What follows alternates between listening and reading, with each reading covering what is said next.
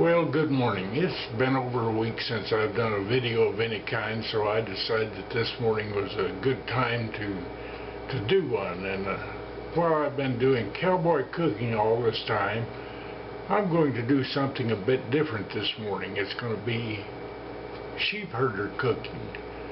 Now, sheepherders and cowboys, they both use the same range. They both worked with livestock and everything, but each one was the antithesis of the other. They hated each other with a passion, and it goes back to the Montana and Wyoming sheep wars of the 1800s. I'll tell you about that later. But very few people know about the famous Wyoming sheep war. It didn't last long, but it was a vicious thing and cost I guess a dozen lives of cowboys and sheepherders and several thousand head of sheep, and it was quite a thing in its day. So I'm going to make a sheepherder breakfast this morning and tell you about the sheepherder's wagon.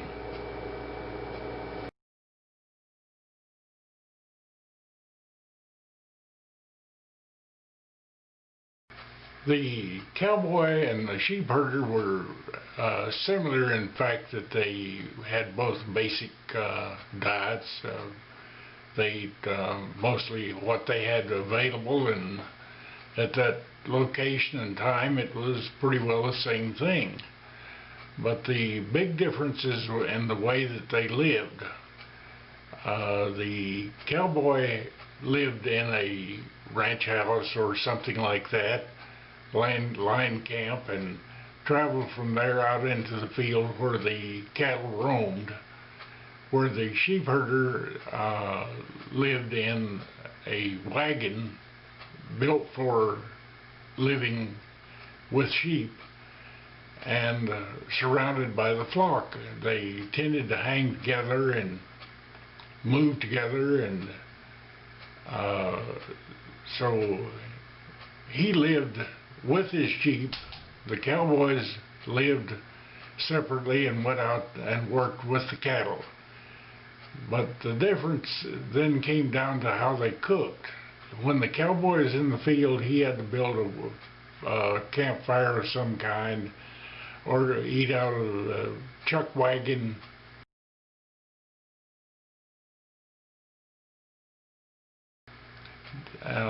Where the sheepherder had his own stove, did his own cooking.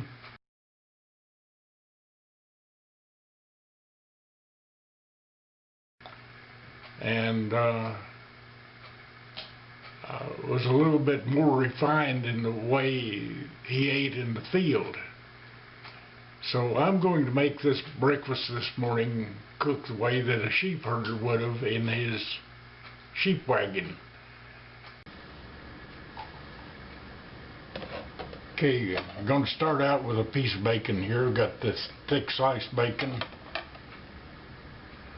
and I want to dice it, which is easy to do. You just fold it over a few times.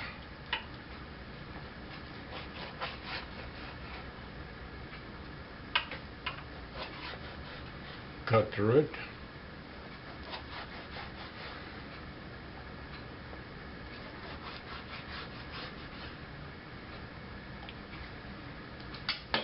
And now my little cast iron skillet here. What I want to do is cook that down to render out the bacon drippings in that to cook the potatoes and also for flavor. While the bacon was frying, I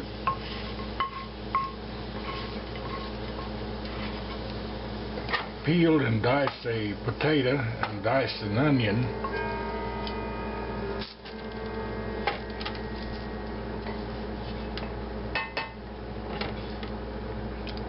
got the bacon grease here.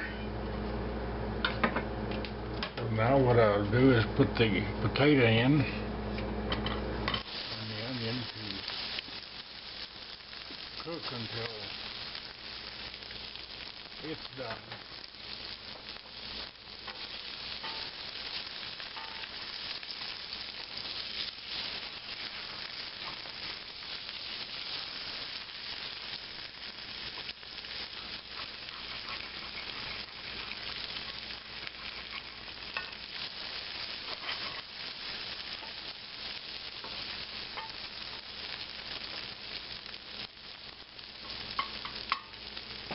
Let that cook.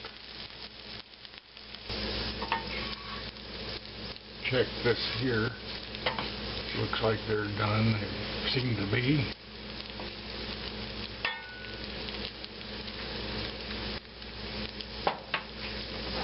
So I'll break a couple eggs in here.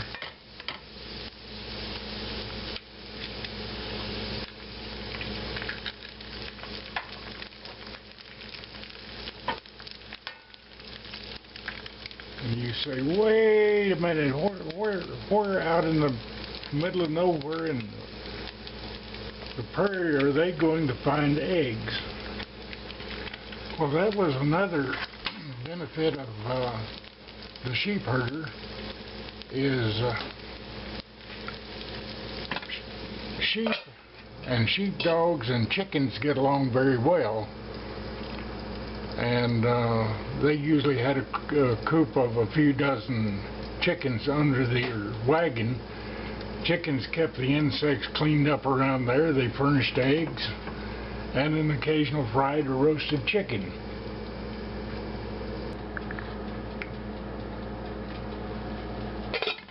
Okay, that's done. Done to done. Ready to go to the table. So I'll garnish it with this cooked bacon.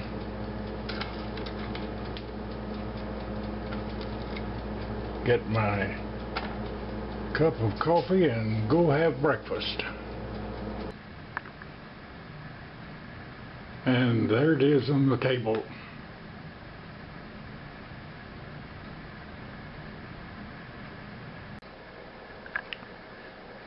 Well, let's see how this will taste here.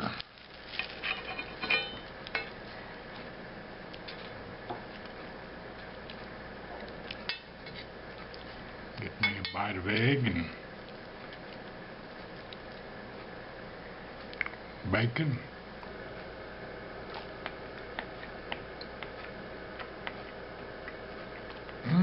Good.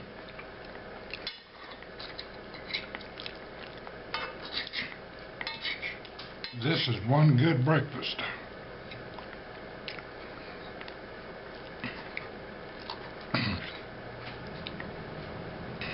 And cook some chilly morning out in the field, surrounded by sheep, it'd be even better.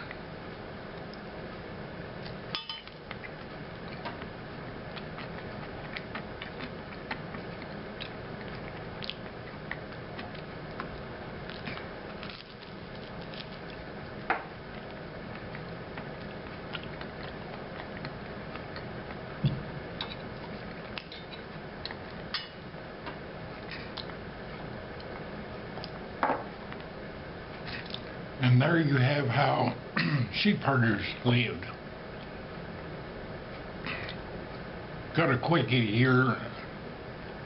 When I was, Frida and I were dating, she would come over to the motorcycle shop quite often, and one day I said, hand me a screwdriver, and she says, Phillips flat blade or vodka, and I knew I had a winner there.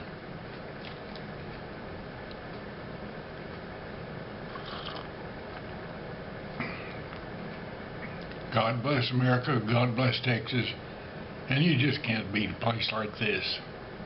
Bye.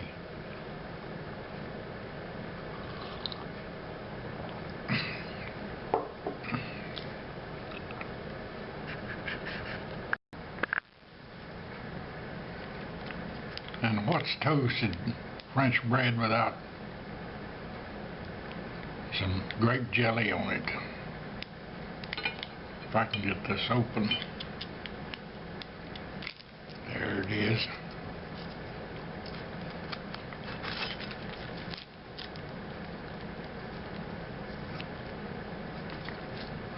Don't guess they had many Brahms places out in the middle of sheep country, but I've got it here and it works fine on this.